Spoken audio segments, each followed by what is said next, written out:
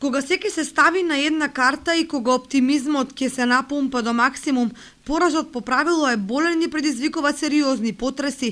Тоа што уште на стартот на новото првенство го почувствуваа оризерки кои во првиот надпревар влегоа со уверување дека ќе бидат шампионки, а го завршија со наведнати глави. Токму таквиот исход ги разнеше редовите кај клубот од оризари, дека имало препукување на релација раководство, тренери и фудбалерки, зборува негирањето на Анета Георгиева на гостувањето во Куманово. Од друга страна, нејзиното присуство на средбата на ШФК Кочани против Топ Гол продуцира шпекулации дека наскоро ќе се реализира сензационалниот трансфер и дека таа ќе премине во редовите на актуелниот шампион.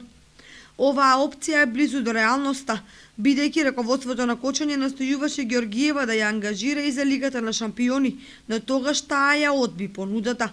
Иако фактот дека Георгиева е млада фудбалерка и една од најдобрите во државата, сам по себе е додатен товар врз нејзините плаки пред секој тежок надпревар, бидејќи од неа се очекува да биде најдобра и да ги решава дерби дуелите. Таквото време речиси никој не може да го издржи и затоа треба разбирање што понекогаш желбите и можностите не се поклопуваат.